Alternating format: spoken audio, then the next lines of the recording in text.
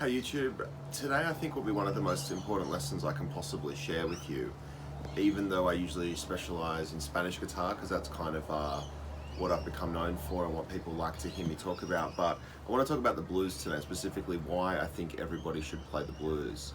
No clickbait or anything like that, and it's not just because I think blues is great, although I do.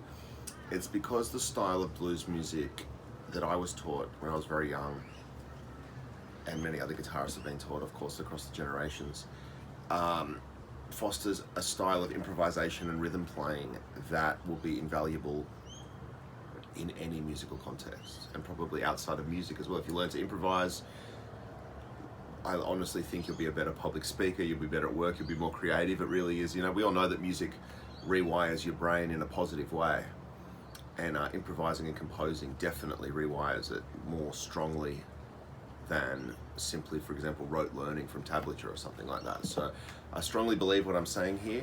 Basically, we're going to learn some basic, if you don't already know the 12-bar blues, I'll teach you that real quick. And we're going to learn some just really basic concepts about how blues music is a series of ultra simple ideas linked together, but can be played in a method that is not repeated ever. It's just each performance, whether a solo or a duo or a group, whether you're all playing guitars or playing other things, is improvised. So in my earliest days, I was taught basically what I'm going to teach you now. I'm going to try and condense it. This video will end up getting quite long, but I'm going to try and make it as useful as possible.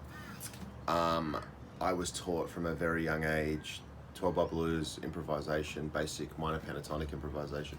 Again, things we'll talk about in a few minutes. And I kind of thought that was normal. And then when I started finishing high school and getting out there in the big bad world and putting together my first bands, generally with friends from high school, I realized some musicians not only couldn't improvise to save their lives, but were horrified or bemused at the concept of playing their own music that wasn't music that was simply written down. For example, a piano player written down on sheet music, or a guitar player written down on tablature or whatever. I was kind of jamming with people to try and get a band together, and they were literally horrified at the idea of kind of doing our own thing or even having a little jam. And that's when I realized that these early lessons I'd had were so helpful, so I want to pass them on to you. Okay, without further ado, we're going to learn a 12-bar blues. As the name suggests, 12 bars. And when you get to number 12, you cycle back to the start.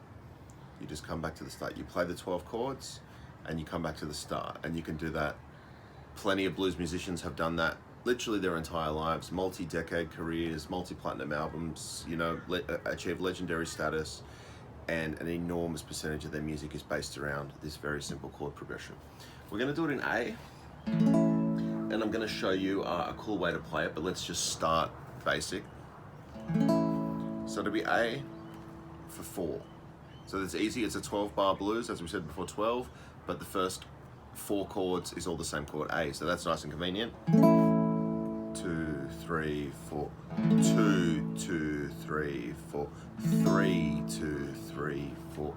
4, 2, 3, 4. 4 bars of A. Great, that was easy. Next is 2 bars of D. 1, 2, 3, 4. 2, 2, 3, 4. That was also easy. And we're up to bars 7 and 8 now. We've already done 4 bars of A, 2 bars of D. Now it's time to do 2 more bars of A. 1, 2, 3, 4. 1, 2, 3, 4. So I told you it was simple. We're 2/3 of the way through. We've just done A for 4, D for 2, and A for 2. Easy. I will write this in the comments or the description or whatever as well. And then when we get to the last 4 bars, it gets slightly more interesting. We do E. 2, 3, 4, D. 2, 3, 4. A, 2, 3, 4. E, 2, 3, 4. When you get a bit more advanced, that 12th bar gets slightly more interesting, but we're not going to worry about that today. So A for 4, D for 2, A for 2, E, D, A, D. E, D, A, E. Excuse me. The last 4 is E, D, A, E. So we've got our chords. That's cool. Now the way I want to show you how to play it, I'm just trying to think what order to do this in. I try and make my YouTube videos concise, but there's no way of doing this without spending some time. So I'm going to just have to take some time here. I might actually take the unprecedented step of putting like the timings, you know, when you jump to the timings in YouTube, and like, I love that when I watch YouTube videos, but I hate doing stuff like that, but I will do it for you today. So there you go. So I'll put some timings so you can jump to like minor pentatonic, whatever. That'll be fun. Okay, take your open A string and the second fret of the D string. So that's an A5 power chord. Most of you would know that power chord, or you might, if you think about it, we just played an A chord, and you can just take those same two strings. And then the bit, that's kind of normal stuff. The bit where it gets fun is you do the same thing, you keep the A going, but you put your finger down at the 4th fret. That's a really nice sound.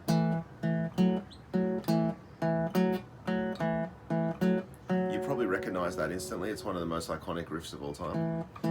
The other thing I wanted to say in the intro that I forgot to say, because when I was a kid, all I wanted to learn was metal. But the teacher was like, shut up kid, you're learning blues and it will make you a better metal player anyway. And he was right, because blues led to jazz, blues led to rock, and rock of course led to metal. So if you're playing a guitar and you speak English, there is just such a huge chance that the blues is at the basis of a lot of the music you love. Funk music, soul music, R&B. The DNA can be traced back to the blues very, very clearly. So I forgot to say that before, but even if you're into more wild styles of guitar and heavier stuff or whatever, or different stuff, that's why this video is why I think everyone should learn the blues. There's another reason. Okay, so we got this. Now I know this was very unusual for me, because when I was starting guitar, like I did before, I thought, you know, that's an A chord, that's a D chord. And that was all I knew in those early days, that's how you play a chord. So when my teacher told me that in blues we're going to play A, and the chord representing A is going to be, I was as surprised as you may be now. I was like, well, that doesn't sound like that, does it? It sounds,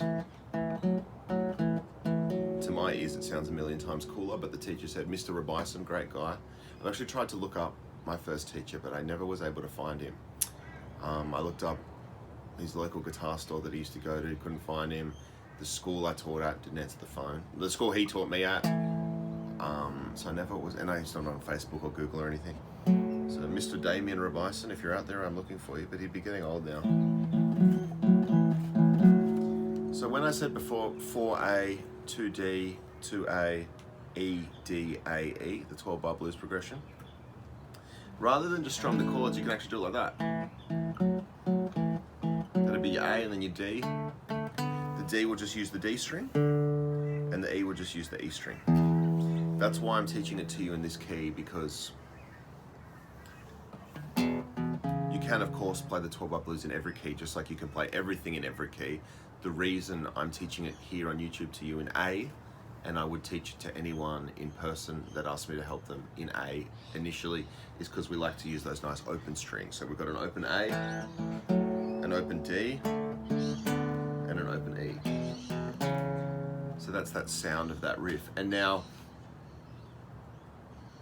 it's not the hardest riff, and once you get it pretty much. But as the years have gone on and I've come back to the blues, through whether it's through jamming, another reason everyone should play the blues is because if you meet another musician, it can be hard to find common musical ground. Like you might be like, oh, hey, I learned a Metallica song. And they're like, oh, I play jazz, or I did Jason's Spanish guitar lesson thing, but I don't know it, or you don't know it, or whatever. If you know your 12-bar blues within some level, you can walk up to any semi-competent musician and go, hey, let's do a 12-bar blues. And you will both be able to get away with it. It's a really classic common meeting ground for jamming musicians. And now some of you might be sitting at home in the bedroom going, well, I don't really get out there and jam with musicians. Fair play. That's like, you know, not everyone does, but with me, a lot of music festivals, a lot of traveling, meeting people, backstage areas and stuff like that. If you want to get to know a musician, even if you're not necessarily blues musicians, the 12-bar blues is a wonderful point to begin getting together, because everyone knows the rules of the game. We know the 12 chords, we know it cycles back around. And whilst I'm teaching it to you in its most basic forms here, there are, of course, variations and improvements and added complexity So that's another reason I think everyone should play the blues, is because you can go and meet someone. Oh wow, you play guitar too. Let's play some blues together. Sweet. And it's nice to be at that level. We can let's play some blues together, and that actually means something, and that will turn into some of the most joyous times of your musical life if you develop the groundwork. Cool. So we've got our chords. I've been playing this riff my whole life, and I still to this day am finding ways to get a bit more, maybe twang out of the strings. We might do like a percussive thing. Basically what I'm trying to say is that in the depths of this ultra simple rhythm is kind of like endless swagger, groove. So I'm looking behind the camera, my neighbour's fishing. He's just like casting. He caught a fish before. Obviously you guys can't see it, but neighbours are catching a few fish there. Endless opportunity for improvement even in this simple rhythm. Anyway, let's get to the juicy stuff. I'm always fearful on YouTube of being boring or kind of yapping on too long, but like I said, I can't possibly teach the blues without a bit of time. The A minor pentatonic scale. 5-8, 5-7, 5-7, 5-7, 5-8, 5-8. Obvious disclaimer, it should go without saying, but some of the things I'm saying have exceptions to them, or other things you can do. Of course they do. This is just a guideline, but please don't be that person in the comments. It's like, oh, what about this? What about that? Like, yes, there's other stuff I know that's not in this video, but we're learning a basic beginner's version.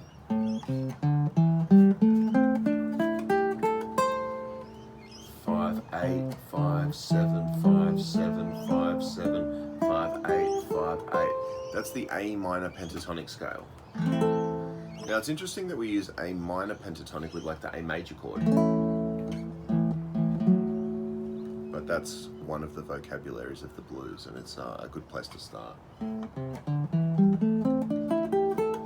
So we start to have some fun now, and definitely practice that scale. That scale, if you didn't know it before, will become one of your main arsenals in your guitar playing. I think every guitarist probably has, like, you've got like your life before you knew the minor pentatonic scale and your life after you knew it. And if I taught it to anyone just then, it's my great pleasure to open that door for you, where this is one of the simplest scales to improvise with. It kind of always sounds good and it fits under the fingers beautifully. So if I was able to open that door for you today, that's really cool. What I want you to do, of course this takes practice. I want you to take those notes and play them out of order, in different orders.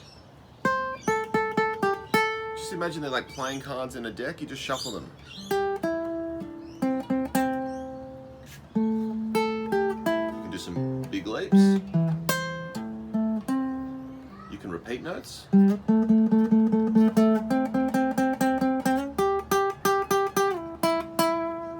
Things like slide from one to the next. Bends. Pull-offs. Hammers. Endless techniques, endless options, endless variation. But this is where the blues starts to get fun. Now, if you're playing with two guitarists, you could just have one just play the chords the whole way through. What I used to do with my teacher, and what I've done ever since, I think it's just a good length for a guitar solo to go, is like have someone play the chords twice through, and then the other person solos twice through, and then you switch. It's one thing, you never want to be the selfish guitarist that only wants to do solos or leads and never wants to play the chords. If someone is playing a supportive role for you musically, playing chords for you, playing drums, whatever, you want to be the giving musician, that you do your solo or you do your song or whatever, and then go, hey, can I play some chords for you to do a solo, or can we switch roles? So that's another reason everyone should play the blues, because it teaches you that musical teamwork, basically, and communication and openness. And so there's not many musicians less popular than the one that thinks they're a superstar soloist. Even if they are, you can still be a superstar solo player. You can be a brilliant player, and people still won't want to play with you if you're not willing to do some rhythm stuff, do some chord stuff. And make the other people in the ensemble sound better. It's not about who's the fastest or the best or the flashiest. It's about being there with other people and making everyone feel good, band and audience alike, and sound good. And so switching lead and rhythm every 2 12 bars, I have found a great tool for developing both my lead and my rhythm. So there, another reason everyone should play the blues. But if you're on your own, which no doubt a lot of you are, just practicing at home, play the chord, then play a lick.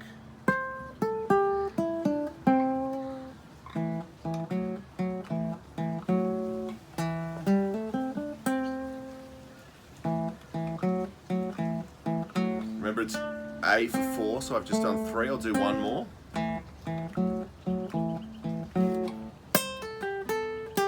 Did my 4 A, so now D for 2. And I'll just keep going with the A minor pentatonic. As you progress, you can jump to D minor pentatonic for this, or we're just going to stay in A today.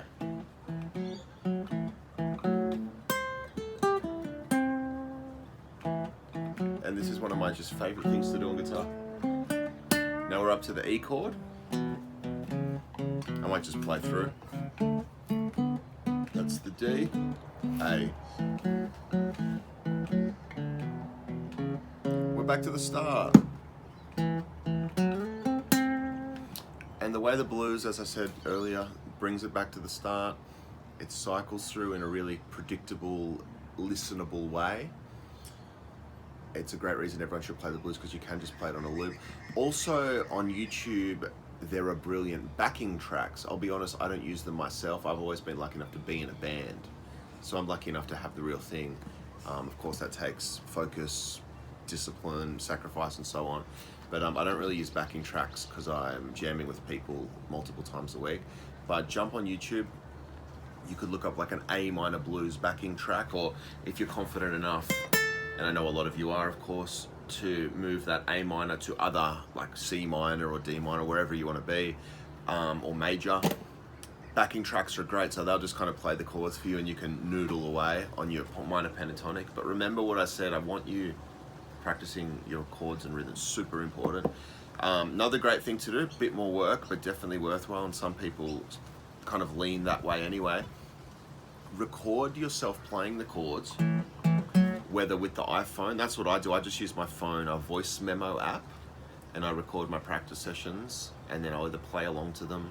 But again, I'm spoiled because I've spent my whole adult life in professional bands. I rarely play along to my own recordings. I more listen to them for reference, and I go out for a walk and listen, and I also listen to my band's rehearsals. But if you're there at home or on the computer, jump on GarageBand or Pro Tools if you're that way inclined. Record some chords and then solo over them. Also, a loop pedal does the same thing, and I've definitely experimented with loop pedals as part of my practice. And when you're trying to play over your own rhythm, I guarantee you will identify so many minor flaws and some major flaws and major rooms for improvement in your playing that it's quite remarkable. I probably won't go on any further. I've given you the 12 bar and I've given you the minor pentatonic scale and told you that one goes on top of the other and they combine. Of course, this subject can be a lifelong pursuit separate from any other guitar information, just the 12 bar blues. I have been on that quest my whole life. Of course, I also play other styles of guitar. Blues is not my specialty, but it's very, very deep in my heart. And it is the first music I was taught to play on the guitar by Mr. Robison when I was 11 years old. So I hope I've given you enough information about why I believe you should play the blues. And also I've given you, hopefully, enough to get you started playing some really, really basic blues. Then, of course, practice. Search my channel for more lessons, ask me questions in the comments or on Patreon, and go and find other YouTubers, because there's brilliant, brilliant stuff out there. And if you get a teacher, you get a teacher. If you want lessons with me, contact me. I'm a bit busy for lessons at the moment, but like, I never officially teach lessons, but I'm always teaching someone because I do genuinely love it. So you've got endless resources to continue your quest. I just hope I gave you enough there and I made enough sense to maybe nudge a couple people along. And if I today with this lesson got a couple people playing the blues, that is a great honor. So thank you for watching. I'll see you next time.